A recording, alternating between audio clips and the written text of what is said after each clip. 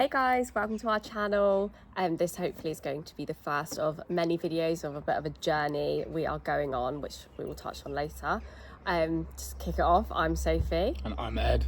And we're going to hopefully have a very exciting change in our life that we will touch on. But as a bit of an intro, we're both in our late 20s, currently living in Wiltshire, and about to embark on probably the most exciting chapter of our lives. We are married. We've been married for 2 years, been together 12 years? Yeah, about that. Yeah, Too 12 long. or maybe 13 years. Yeah. Too long. I feel like we'll touch on us in another video. Yeah. Backstory, if anyone wants to hear it. Yeah. But something exciting is about to happen, which is, I could say, the biggest change. Yeah. From living in a country cottage in the middle of Wiltshire to we are moving countries. So we have a dog who we will show you later in the video. He's really cool. He's a Red Fox Lab. So we're taking him and obviously Sophie all the way over to Porto in Portugal. We went there last year on our first anniversary, our wedding anniversary break, and loved it. So we thought we'd move. And after that, a year later, we thought, why not move there? Yeah, it definitely was one of those cities that stuck with us. We've been to a lot. Yeah, it was when I saw people walking their dogs, like with the morning coffee. I was like, this could be nice. This is something I could see myself doing. So, yeah, I mean, the why. Why have we suddenly woken up and decided we are going to move from, I mean, it is beautiful where we're living at the moment. We couldn't be more lucky. It's very, very peaceful. We just are used to now the sound of birds chirping and tractors on the fields behind, and that's going to be very different. But yeah, the why. The why is we went to see my cousin in London, had a nice afternoon with her and her husband and 2 children. We went down to the river and we were having a drink, and then I think we both just thought, why are we living in the country? Why are we not just exploring? We're still too young. Not too young. I feel like we've done it for quite a while. We moved out of town post the first lockdown. Yeah, so 2020. Yeah, and 2021 we moved out. And I mean, we both love, going out to eat, going to explore new places. We don't have it that easily on our doorstep, and I think being in that environment for a weekend, we just both were like, it's quite nice. Exactly. But then the question came to where. So then we went through all the cities. Thought London, because I mean that's no brainer, we're so close to it. Paris, Copenhagen.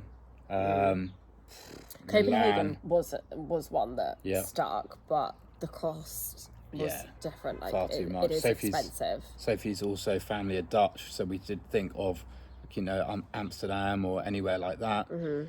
But one place we just thought was Porto, which was just such a pretty city, and we just kind of fell in love with it. So And we were driving back on the Sunday, and it was the Monday morning. Both of us having coffee, and I was like, haven't actually stopped thinking about it. It's now ingrained into my brain, and I feel like if we don't really try to make this happen, it will be something we will regret. So exactly, we have been trying. I mean, let's take it back to when we first had this chat. It was back in March, and I mean, we have gone through quite a few hoops, conversations. There's a lot. I mean, everything to do with visas, relocation fees, all sorts. Work. There's so much, work. There's so much to it, and we felt like we wanted to make this kind of series because it's not easy. And there has been multiple times where I've nearly thrown the towel in and said, "That's it, I'm done. Yeah, me I'm not doing it." But we're nearly there, and we're at light at the end of the tunnel. Yeah, and we are pretty close. It's also been really hard finding information out. Yeah. Every website you read, YouTube video, it's all different. So we wanted to make a series where straight down the middle exactly what we've done, how we've done it, because we're doing slightly different things. I'm going down a different route to what Sophie's doing. So personally, I'm going down the D8 digital nomad visa route. So I've got a visa appointment coming up where we've also got some other stuff in place that there's a whole list of stuff that needs to go with it. Whereas Sophie, Yeah, unfortunately, my work wasn't as swayed to the side of me being relocated to Portugal. I think there are quite a few policies companies need to have in place that they don't at the moment. So obviously if it's one rule for one, it's going to be open to the whole company. So after a lot of conversations, I've made the decision to take a sabbatical for a year. Bit nerve-wracking because it is my first break in education and work, but I've just thought, if I've been with the company 8 years, I am very comfortable. I do really, really enjoy my job, but yeah, it's now or never. It's pushing me out of my comfort zone. I'm going to see what happens, but I will touch on that a bit more, my work situation, in a separate video, because yeah, I feel like there's a bit more to it. But yeah, a lot more to it. Same with my work as well. There's a lot more to it.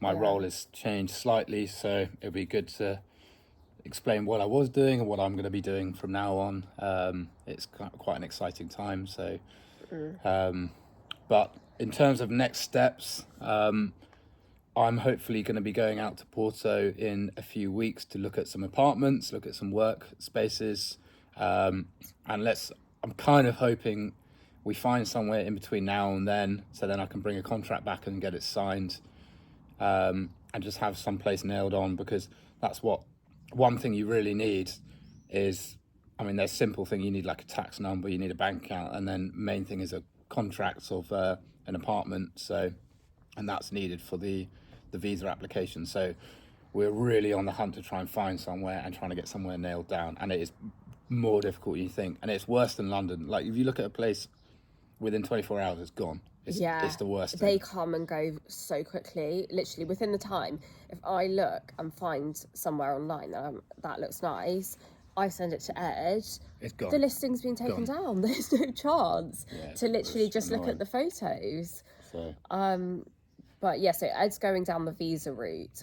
Because my work situation is different, I am actually half Dutch, as Ed mentioned before. So I am getting my Dutch passport and I'm going as an EU citizen. So with that, it's a lot easier. So you can go to any European country for over the 90 days. So that's what I'm doing. I've got an appointment at the Dutch embassy to get that started and get it sent off, and hopefully it won't be too long, but we will see. Exactly. And then the final kind of step is our dog. So we've got is it 4, 3.5? He will be 4 in October. 4 in October. He is a big Red Fox Lab with the biggest heart. So that's non-negotiable. He's coming with us. Oh yeah. But we need to get him his passport and all sorts of stuff like that. We'll introduce him to you now.